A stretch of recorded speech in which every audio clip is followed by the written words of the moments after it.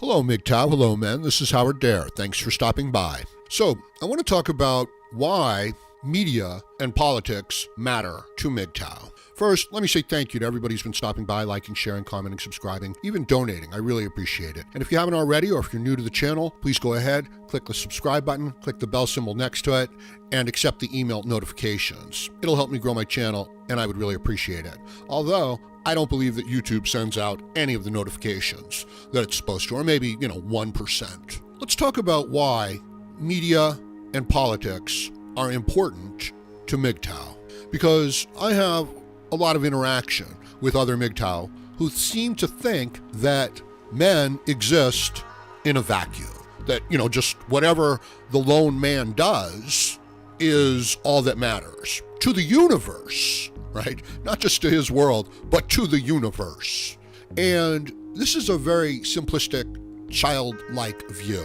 And I can understand and appreciate where it's coming from. I really can. But it can't last for long because men do not exist in a vacuum. Now, a lot of people, when they hear this, they become offended because politics and media are beneath them. And this too is understandable because these institutions have fallen into such disrepute. I don't think anybody but the most gullible of people fail to recognize the hypocrisy of politicians and of media celebrities. Movie stars, sports stars, newscasters, musicians, reality TV stars. I think that we all recognize that they're not sincere. They don't really believe what they're saying or in what they're doing. They're doing it to make money, to become popular, for their own personal reasons. Check out my video, I believe it's called Person to Person, and it's actually me reading Introduction written by Tennessee Williams, where he discusses the source of motivation for people's behavior, largely, and even for great artists. Anyway, people recognize the insincerity of government and media. Also, especially the men in this day and age, they recognize the hostility from these institutions, which they built, their values, their fathers, their values, their sacrifice built, that those are the values that are under attack, that is what is held in contempt. So it's not surprising, and I understand. You could liken it to the samurai of Japan not wanting to adopt the use of guns in the military arts because they were dishonorable, and they were. A man who had no training, who had no skill, could be taught to use a gun in a day or two, and he could take down a man, a samurai, who had been trained for 20, 30 years, who was educated, who could write, who would make a difference in the government and the administration of his clan, who was building a clan of his own, could be taken down by somebody who had been trained in a day. So it was dishonorable, it was unworthy, and of course they had to be adopted because they were so effective and so powerful. So I understand why men turn their backs on government, media, the large social institutions, the networks created by corporate conglomerates, media empires, big communication, big media. What a powerful force. Like when the mainstream media wants to come after somebody, holy smokes. And they'll come after individual citizens. Just a guy who writes a letter, a guy who posts something with 4chan, they'll come after him. And they will use the full force of the mainstream media, the social institutions, against a single individual. Women and certain people will do this as well. They'll make false accusations and use institutions.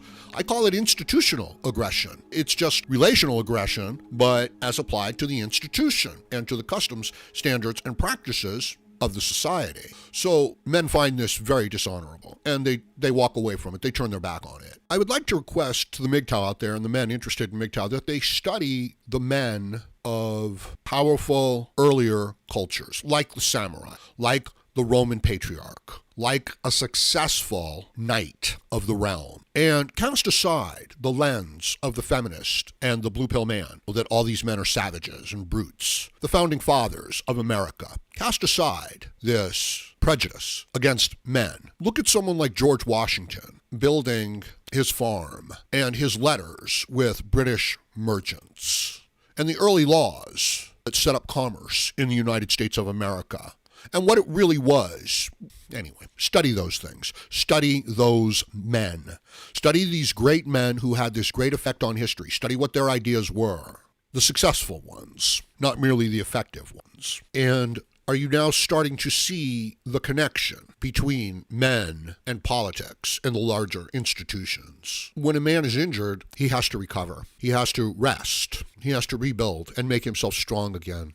He has to take time to reflect on where he went wrong, what mistakes he made. And in the beginning, he sometimes goes too far. But when he recovers, when he gets his strength back, when he gets his confidence back, he starts to explore and try new things. That's all I'm suggesting to many of you guys. Now, what's the man going to do? Well, at first, I would hope that he looks after his physical health and builds himself up and develops habits that are sustainable, that are healthy, that make him stronger day after day. You know, if you can just make a little progress in the right direction, eventually you'll get where you want to go. But if you're breaking down just a little bit every day, eventually it's gonna end really badly. So by all means, take it easy, but get yourself going in the right direction. And you're probably gonna have to withdraw and focus on just yourself. Because I hope you recognize that up to this point, media, government, the group, these very things that we're talking about, have been used against you. They have not tried to make you strong. They have tried to use you and manipulate you and turn you into a tool. So I understand why men turn their backs on government, on media, on social institutions. So after you've recovered your strength and built back up, what are you going to do? I would hope you would find the things that you find important in life and then pursue them and fulfill your life in that regard. And don't let the other parts of your life interfere, damage, rip down. You're not a sacrificial animal. There's a tendency within man to be the protector, to be the provider, to sacrifice. These are noble instincts. So don't let them be twisted and used against you and to the advantage of people who don't really care about you. Use them to your advantage. This might require a whole new mindset, a whole new way of looking at the world, because I suggest that the man his whole life has been convinced that he is a sacrificial animal to the virtue signaling of fools, and that he has played along, not out of stupidity, but out of ignorance. And as he gets older and wiser and gains more experience, he comes to this realization. I consider this part of MGTOW, the early stages of MGTOW. Sometimes it can come very quickly when the man is betrayed by the system and he sees the injustice in the system. And sometimes he doesn't escape, or sometimes it marks him so deeply that he doesn't recover. But in many instances, he gets away, he retreats, he recovers, and he rebuilds. And then he rebuilds himself. Then he becomes strong again. Then he starts to explore and try new things. What do you think he should try to do, gentlemen? Should what he does have anything to do with the larger picture of the community? In other words, politics. Should he try to build things that other men can use? Or to put it to you another way, and I know these are subjects that not everybody thinks about, they just kind of come about naturally. What I'm suggesting to you, I can't tell a man what to do, I'm not trying to. I would never do that. I would never tell him what to do, what to say, what to think. I'm asking you the question, what does he do now that he's recovered to these stages? Well, I don't know, but here's the thing, and this is why it's important. Whatever he does, his decisions need to be informed by his values. He's not going to do something that's inconsistent with his MGTOW values and principles. Why would he do that? But in order to do this, he has to have values, doesn't he? He can't just be a leaf in the wind. He has to have values which inform his judgments, and then he has to fulfill them. He has to execute them and fulfill them. Now tell me, can a man ignore politics when government, larger social institutions, can he ignore them? I would suggest to you that the reason why he got hurt in the first place is because he was not aware of their true nature. So no, he cannot afford to ignore them any more than a soldier could afford to ignore the attack of the enemy. And you know what I suggest further he should do? I suggest that he should adopt the tools, the effective tools of his enemy and use them to his advantage. That's what I'm suggesting. So I'm going to leave it at that for now. Let me know what you think about this in the comment section below. Please like, share, comment, subscribe, donate, and join me again, Howard Dare, as I plan to have more content for you. Thank you, MGTOW.